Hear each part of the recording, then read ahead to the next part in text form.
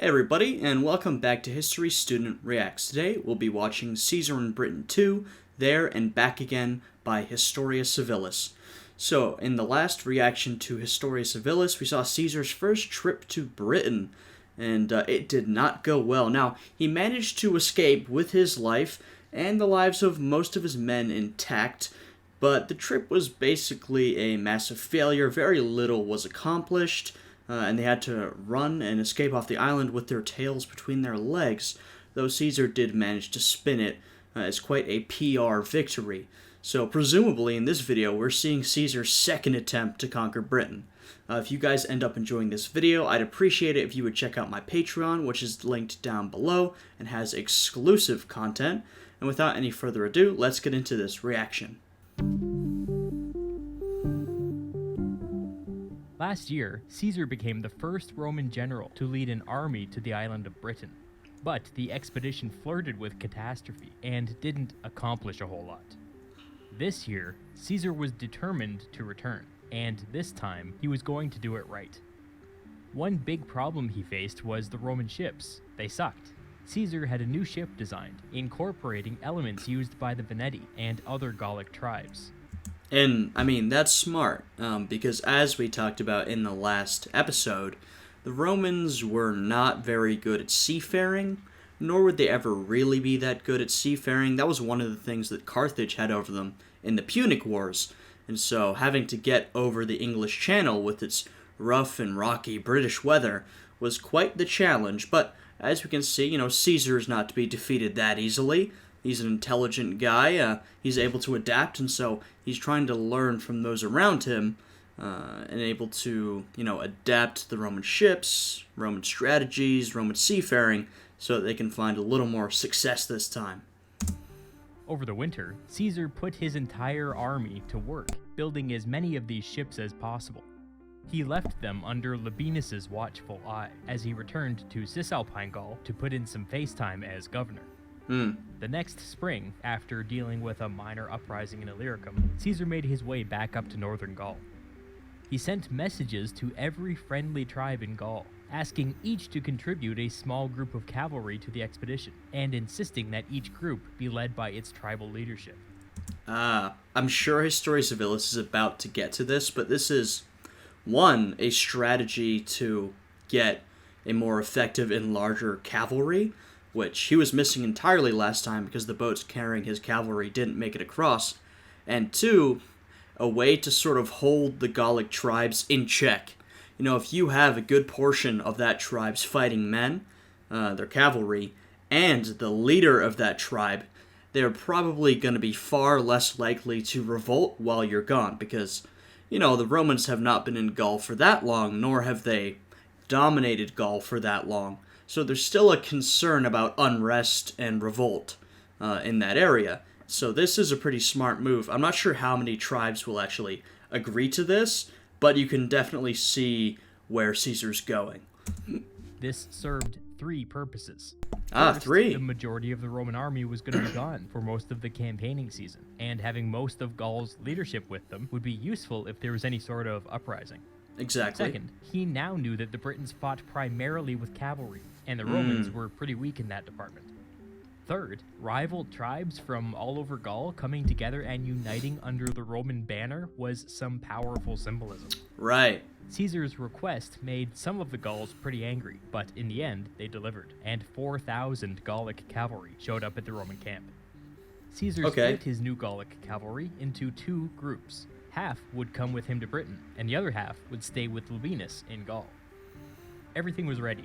If all went according to plan, Caesar would be invading with 27,000 men. Last year, he'd been forced to make do with 8,000. This was a massive step up. The Romans set sail for Britain, again. Caesar's plan was to land on the same beach as last year. The fleet arrived by midday, but this time there was nobody there to greet them. The Romans disembarked, and the infantry got busy building their fortified encampment, while scouts on horseback fanned out to do some reconnaissance. Yeah, and I will say, to give some credit to Caesar and the Romans, the last expedition was quite the disaster, But I think a big part of why it was a disaster was mainly because the Romans didn't know what was in store for them. They weren't really prepared. They weren't prepared to lose a bunch of their ships in the crossing. They weren't prepared for the hostile reception they received. They weren't prepared for the style of warfare that the Britons used.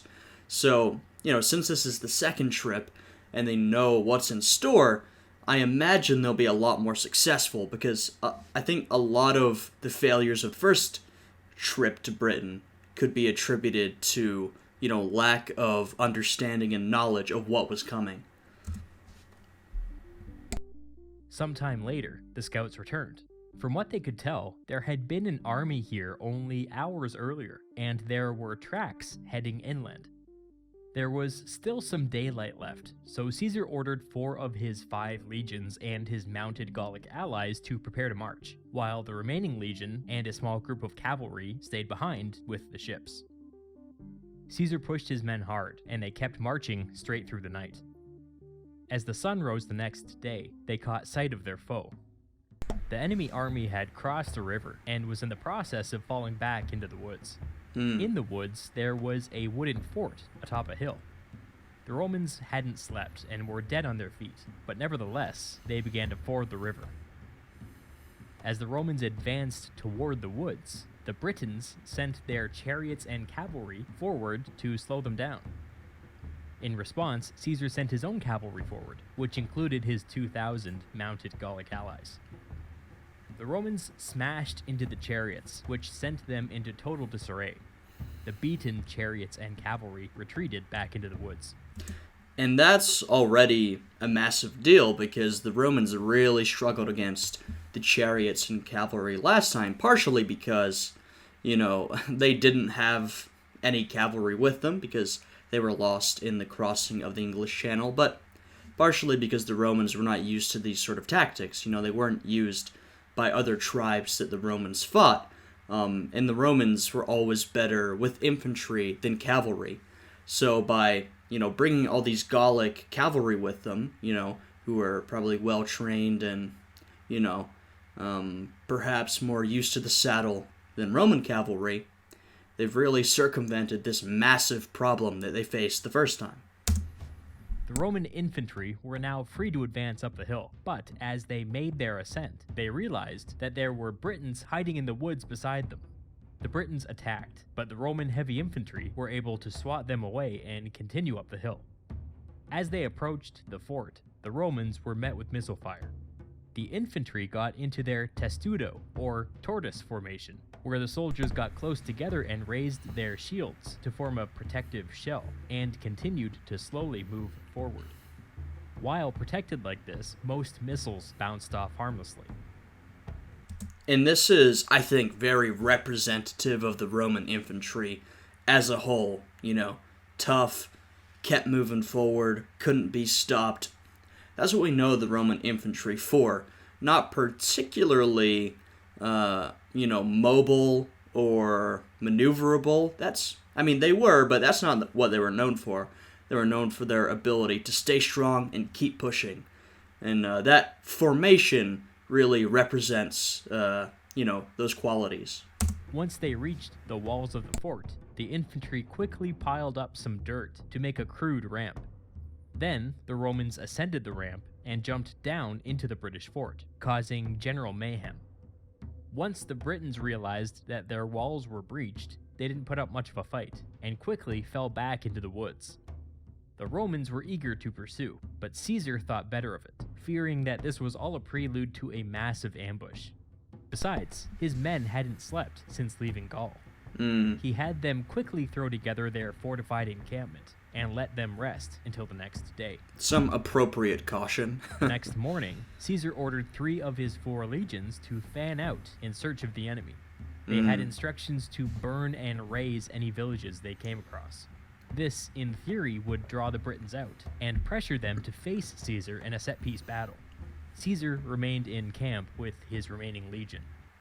And this is also a response to the first trip to Britain, because one of the issues the Romans found is that the Britons would just let them scavenge aimlessly across the countryside without engaging them in a full-on battle.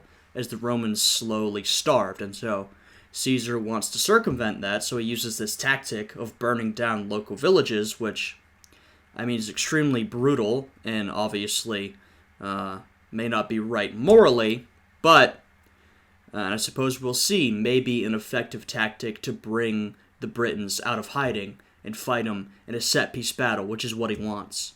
Presumably ready to rush to the aid of his men if they happened to stumble across an army. Later that day, one of the legions caught sight of the enemy army and sent word to Caesar.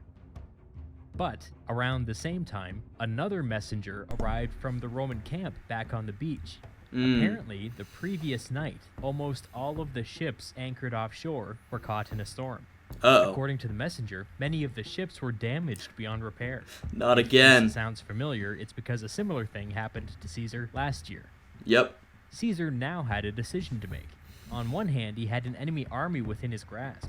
On the other, his men were now stranded on the island, and decisions needed to be made back on the beach. After some consideration, he sent messengers to each of his 3 legions in the field, telling them to come back to camp. He would play it safe and march his entire army back to the beach. Yeah, and Caesar is usually an extremely ambitious, aggressive sort of guy, but clearly he's learned from his first encounter with the Britons, and he is playing it very cautious, and you can't blame him for that because those ships are his only way off the island, and he absolutely needs to make sure that they're safe and repaired. When Caesar arrived, he had all of the ships dragged up on shore so that he could have a look at them. The damage wasn't nearly as bad as initially reported. His fleet had consisted of 600 ships, and true, most were damaged, but only 40 were damaged beyond repair. This was still bad, but Caesar was in luck, because his legions had been the ones who had actually built these ships. Pretty much every person in his army had some shipbuilding experience. Caesar organized hundreds of repair crews and got them started patching up the ships. Once again, he's prepared for the occasion, unlike last time when he had to scour his army for any men who had any sort of experience with ships or woodworking. Now he's made sure that it's his men who built those ships, so if they get damaged, they're on this island, they're the only ones around, they damn well know how to repair them. So, very smart. He then spent the next 10 days having the rest of his army build a very long wall, running all the way from the fortified camp down to the water. His repair crews had a lot of work ahead of them, but this wall would keep them safe from attack. With his ships seen to, and his repair crews hard at work, Caesar was eager to continue his campaign. He left 1 legion and a small group of cavalry behind, same as before, and marched off with the other 4 legions. The Britons had used this break in the action to get their act together. The tribes had finally united behind a man named Cassivellaunus, and had entrusted him with the command of a coalition army, tasked with defending the island from the Roman invaders. This time, when Caesar marched inland, the Britons didn't mess around. Throughout the day, the legions were constantly harassed by hit-and-run attacks from chariots and cavalry, who, when pursued, quickly fled into the woods. So you can see that the Britons seem to have sort of learned from what happened to the Gauls. The Gauls were always struggled to unify. Different tribes were always looking out for themselves, and the Romans managed to dominate them. The Britons are saying, this is our chance to prevent Roman domination. We're going to unite, we're going to come together and do all that we can to stop the Romans.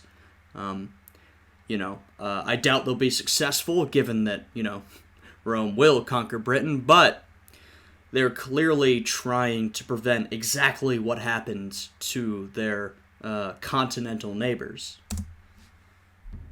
At one point, the Roman cavalry charged after them, only to run straight into a nasty ambush. Late in the day, the frustrated Romans stopped to build their fortified encampment. The Britons had been waiting for this moment, and charged out of the woods, descending on the vulnerable Romans. You can tell that the Britons were finally under the command of somebody who knew what they were doing. It was standard practice for a portion of the Roman army to stand guard while the camp was being built. And it's a good thing, because they were the only soldiers in a position to respond as the British attacked. Yeah, this was a very smart move from the Brits. Though I will say, I suspect the Romans will make it out of this because the Roman military has faced a lot of situations like this, and we talked about this before, but what always saves them is Roman discipline. They have men standing guard, the infantry is quickly ready to get into formation or some sort of loose formation and stand their ground. It's that famous Roman discipline and training which saves them time and time again. Caesar gave instructions for half of his army to hold the Britons off, while the other half continued construction. They would need those walls finished, just in case the fighting turned bad and they needed to withdraw. As the two sides met, the fighting was pretty brutal. The Romans were exhausted, and the Britons knew it. Yeah. As the fighting continued, the chariots were starting to do some real damage. The Britons loved to do fake retreats, and whenever they could bait the Roman infantry into breaking formation and running after them, the chariots would stop, the riders would step down onto the ground, and within seconds, the out-of-formation Romans would find themselves charging into a solid wall of infantry. This was the benefit of chariots even over normal cavalry. I mean, there's pros and cons, but they're maneuverable like cavalry are. They can, do feigned retreats, they can come and go quickly, but they can also stop. The riders can dismount and then, form an infantry line, which is pretty unique. Obviously, cavalry doesn't usually have the ability to do that, but chariots can. And so Romans are fighting this sort of dual threat, They're quick, like men riding horses, they can come and go, yet they can also dismount and make a line, like infantry can. And like I said, this is, at this point, pretty unique. I mean, we've seen chariots being used throughout history, but the Romans haven't really fought tribes using this style of warfare before, so they're still having to adapt to it.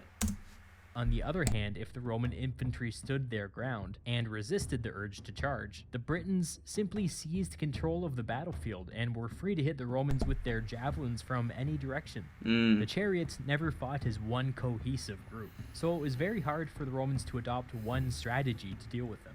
Right. When one group retreated, another would charge. When one stepped down to fight the Romans on foot, another would unexpectedly swoop in from the side. The Roman army was primarily heavy infantry and was not built to fight like this. Eventually, the Britons were able to break through the Roman center. This was catastrophic. The Roman line was collapsing.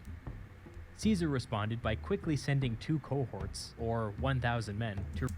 Catastrophic and a pretty unique threat because the Romans are usually able to hold that line with their famed discipline and training, so that this is truly catastrophic. I mean, this could be a disastrous situation unless Caesar can patch it up and save the day. To reinforce the line. As the fresh infantry flooded in and re-established control of the center, the British chariots backed off, and the army withdrew. The Romans had successfully fended the Britons off, but this was no victory. They had only narrowly avoided disaster, and in the process, lost way too many men. The next morning, the Britons deployed for battle opposite the Romans, and sent raiding parties to mess with the Roman cavalry, trying to bait them into doing something stupid. They didn't fall for it. By midday, nothing was happening, so the Britons withdrew. Caesar didn't pursue them. I think the Britons honestly might have had a better chance pushing their advantage in the battle before. But, I suppose they're used to hit and run tactics, so they felt like they'd inflicted an appropriate loss, and then, retreat to fight another day. When they were gone, Caesar sent 3 of his legions out with all of his cavalry to forage for food, while he held down the fort with the remaining legion. The Britons must have been lying in wait for something like this to happen, because once the 3 legions were away from the camp, they were ambushed. Hard. Here we so go. Hard that Caesar specifically mentions that the legions almost lost their eagle standards during the initial attack. Wow. But the Romans quickly got themselves organized and responded. As the Roman infantry pushed back, the British cavalry and chariots fell into a fake retreat. But this time, the Roman cavalry surged forward and kept the pressure on the chariots. Under constant threat from the Roman cavalry, the chariot drivers were unable to get down and fight on foot as they had before. I mean, I suppose that's one of the risks of a fake retreat, if the enemy manages to push you hard and fast enough, it might just become a real retreat, and then it's sort of lost its purpose. Eventually, the fake retreat turned into a real one. This was a small victory, but at least it was a victory. Morale Caesar booster. decided that this would be a good time to reevaluate his entire strategy for the invasion.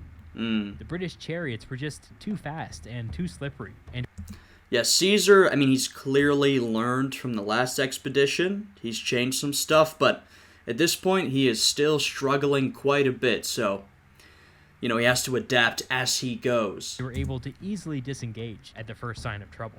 This would make it very difficult for Caesar to win one decisive victory. So instead, Caesar decided to target Cassivellaunus' homeland, just north of the Thames River. At worst, this would pressure Cassivellaunus to face Caesar in a big set-piece battle, creating the opportunity for Caesar to win one decisive victory. At best, it would erode Cassivellaunus' base of support, eliminating the need for a decisive victory at all. That's smart. With his mind made up, I mean, Caesar's clearly learned from his time in Gaul. He's thinking about other considerations. Can I, like Historia Civilis said, erode Cassivellaunus' base of support? He's thinking politically, how can I pull him out of this fight? Either I need a big set-piece battle, or I need to get him out of the fight some way. So attacking his home territory, that's a smart strategy, and one that he would have learned with his years of conquests back on the continent. Caesar marched north. As he approached the Thames River, he could see Cassivellaunus' army on the other side. The river was deep, but not too deep to ford. Caesar sent his cavalry across first. The infantry followed behind. The cavalry weathered the British missile fire as they slowly made their way across the river. At this moment, the Romans were lucky to have their 2,000 mounted Gallic allies with them, because they were really good at this sort of thing. They were able to push in and establish a beachhead for themselves, and as the Roman infantry began to reinforce them, the Britons yielded and fell back. Nice. Caesar was now in Cassivellaunus' territory. He began to execute his strategy, systematically razing villages and burning crops. Cassivellaunus trailed the Roman army, but decided not to directly challenge them with a set-piece battle. And this, like I said, morally, this is obviously terrible. But, in terms of strategy, Cassivellaunus knows that a set-piece battle is not in his interest. He's far better off with these hit-and-run attacks. I mean, he's been doing very well so far. But if Caesar, marches around his territory burning villages, the pressure just rises on Cassivellaunus. He's going to get people coming to him saying, I can't believe you're letting him destroy our villages and kill our people. Like, this is horrifying. You have to do something. And so, even though Cassivellaunus knows that a big battle is not in his interest, he may be politically forced into it by the actions that Caesar is taking. That's the thought process here. Whenever the Romans went out to forage, he relentlessly attacked them with his chariots. After a few incidents, Caesar was forced to stop foraging, and instead began to rely on the small amount of food he brought with him. Risky. Cassivellaunus watched helplessly as the Romans continued to ravage the countryside. And then, in an instant, the nature of the campaign changed dramatically. Really? The leader of one of the largest tribes serving under Cassivellaunus' banner showed up unexpectedly. And see, this is what the Gauls always struggled with. They could never stay unified, They could never get all the tribes on board. One or more of the tribes would always go to the Romans because, they're thinking, well, maybe we will have to deal with Roman rule, but if we do, then I would rather be the Romans' favorite. This is my chance to sort of gain an advantage over my rival tribes. They're looking out for themselves. And, it's happening here as well. At the Roman camp. He told Caesar that he was open to allying his tribe with the Romans, if Caesar would, in return, protect his lands from Cassivellaunus. Clearly, Caesar's campaign of destruction was having an effect, and making some of Cassivellaunus' allies worried. Caesar said that, yes, he would agree to those terms. if you're seeing this massive destruction of your territory, or Cassivellaunus' territory, you might be thinking, well, holy shit, I don't want my territory to be burned to the ground and my people to be massacred. I'm better off siding with the Romans early, getting in good with them so that, when they're in charge, or if they get in charge, they won't do the same thing to me. So long as the tribe agreed to surrender some hostages and supply the Romans with food. Without the ability to forage, Caesar was quickly burning through his supplies. The tribal leader agreed, and just like that, Rome had an ally. There you go. And then, as if they were waiting in the wings, 5 more tribes came forward, of course, ready to defect on similar terms. Caesar happily agreed. The fact that Cassivellaunus was now losing allies left and right was great, but what was even better was the amazing intelligence that Caesar's new allies turned over. Of course. That was one of the biggest things that we've seen Caesar struggle with throughout his time in Britain. He cannot send men out to scout or forage, and we already talked about the benefits of chariot warfare. His scouting parties or his foraging parties are always getting, attacked and pushed back by British, chariots. And so this has been a big struggle. He's wandering through the forests of Britain, basically blind. He doesn't know what direction the Brits are coming from, and this is why they manage so many successful surprise attacks. But now that he has some native tribes on his side, that is going to be a massive advantage in terms of scouting and collecting food. They told him everything. They told him that Cassivellaunus had been stockpiling grain and cattle and had enough food hidden away to keep the war going indefinitely. They told him that Cassivellaunus was down to 4,000 chariots, which was a lot less than what he started with. And they told him that Cassivellaunus was operating out of a secret stronghold, hidden deep in the woods. They agreed to show Caesar where it was. Wow. Caesar arrived at the location of this supposed hidden fortress, and then marched blindly into the woods. As he advanced, chariots hit the Roman column with increasing intensity. Caesar knew better than to let his men get distracted and chase them off into the woods, but nevertheless, the constant attacks inflicted significant losses. He's learning, though. That has got to be tough, but unfortunately, in this situation, the best option is just to stand strong and take the attacks. You cannot afford to advance against these chariots, because, if you have a contingent of men rush off into the woods, they'll probably be surrounded and killed by a bunch of other chariots in hiding. So, Caesar's learning the tactics, he's adapting, and even though it's difficult, he knows the men have to stay strong and keep moving forward. They cannot afford to be distracted, even if they're taking fairly significant losses along the way. And then, finally, the Romans could see the hidden stronghold. This, reportedly, was home to most of Cassivellaunus' army, as well as all of the supplies that he would need if he wanted to continue the war. Caesar divided his army in 2, and had them approach the stronghold from 2 different angles. He had no way of knowing how well these walls would be defended. The Britons pelted them with missiles as they approached, but by the time the Romans reached the walls, the Britons were already beginning to lose faith and abandon the stronghold. Wow. When the Romans breached the walls, there was a bit of fighting, but it was over pretty quickly. The Britons left their stockpiles behind as... the Britons clearly understood the reputation of the Romans, as well as I'm sure that Caesar's campaign throughout the British countryside had made quite an impression. So the Brits understood that they did not want to fight any sort of siege battle or direct one-on-one fight with the Romans. Which that was probably correct. They probably would have gotten whooped, but it tells you something how fast they got out of there when the Romans started encroaching. As the army slipped out of the fort and fled even deeper into the woods. As the British army was retreating, Cassivellaunus sent a message to some of his allies in southern Britain, who had been waiting for a signal from him.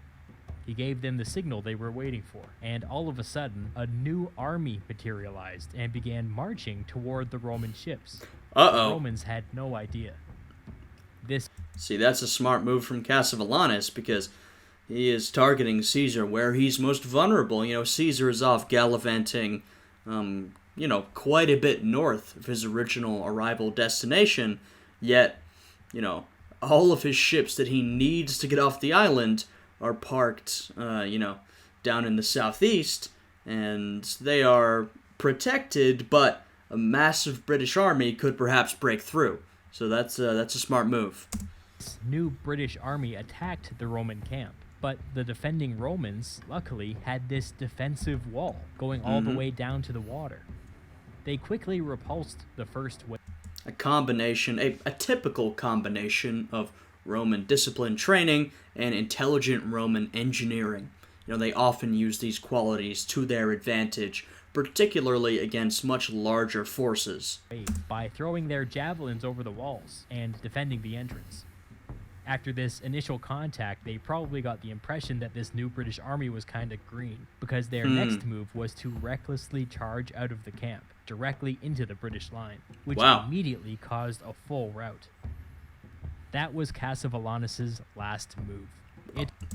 Okay then, so Caesar did not even need to march down south to defend his ships. This rather small contingent of Romans down there had it handled against a much larger force of Britons who were, less experienced, not nearly as well trained. They did not know what they were getting into.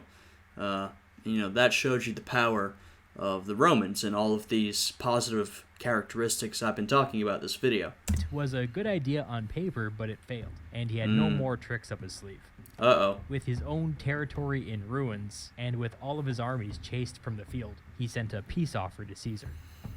By this time it was September, and Caesar needed to start thinking about getting off the island, so he let Cassivelaunus off easy. Caesar demanded some hostages and forbade Cassivelaunus from waging war against Rome's new British allies, but that was it. Cassivelaunus agreed, and Caesar returned to the coast. And Caesar usually would have taken far more.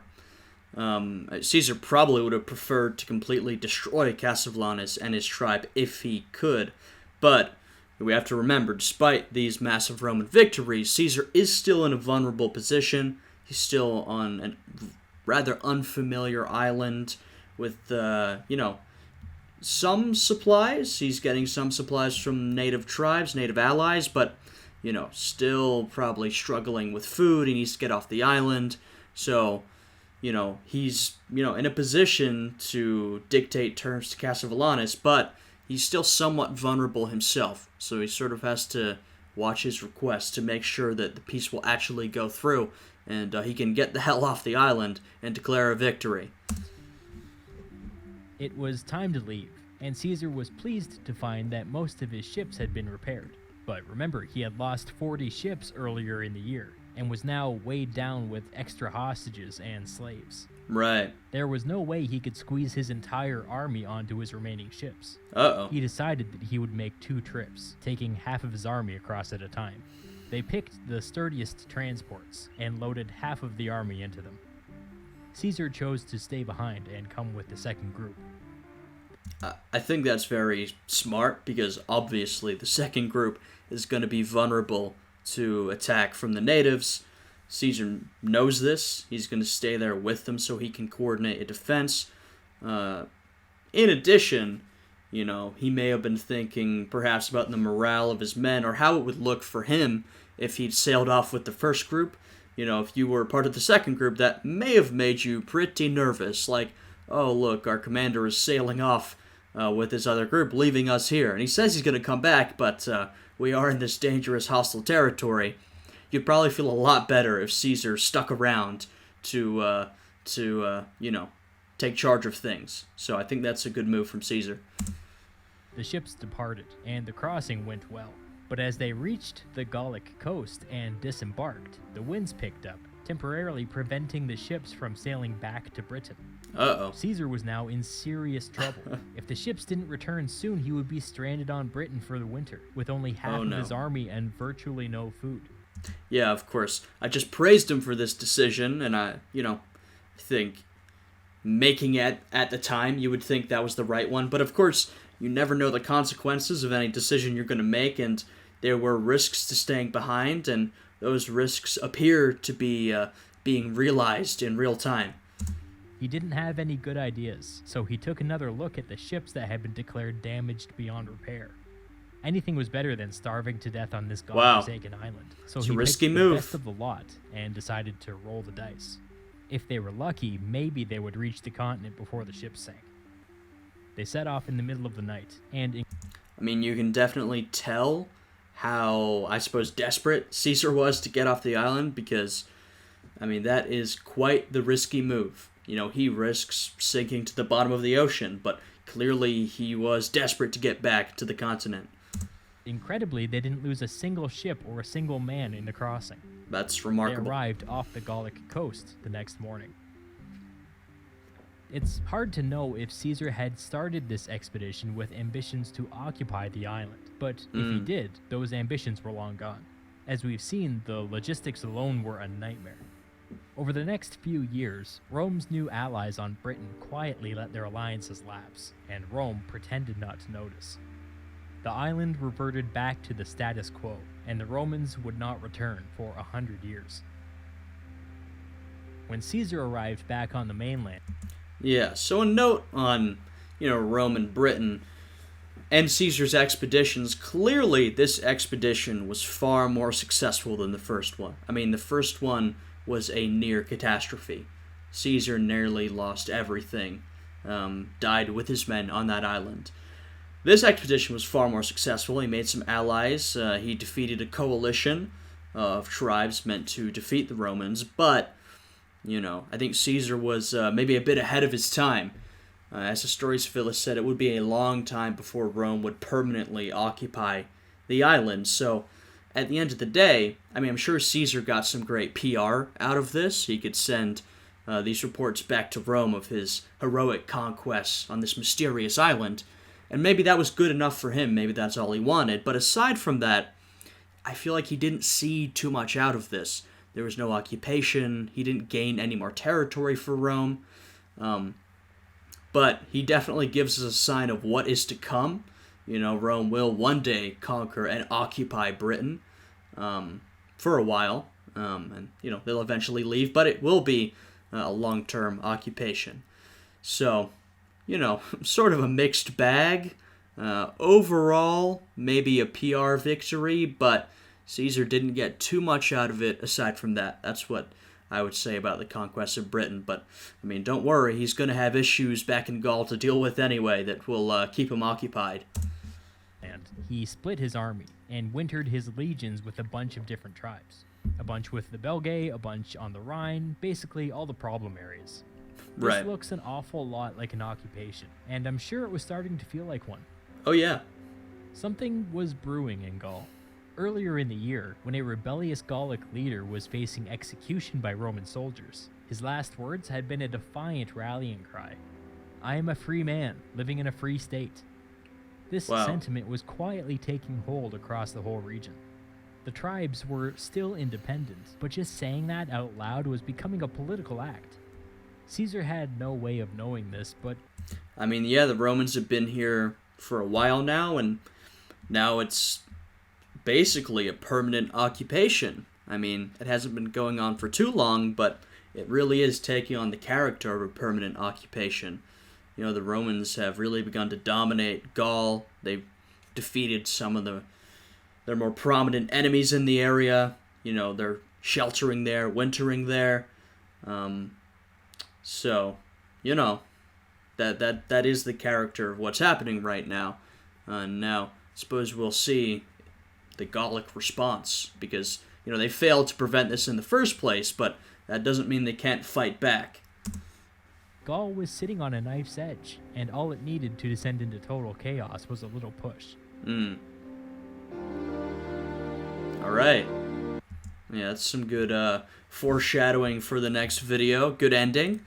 Yeah, I enjoyed this one. I'm excited to keep going and to see the events that occur in Gaul. As we can see, the next video is Caesar in Gaul Revolt. So, the ending of this video and the title of the next sort of gives us an idea of what is coming up.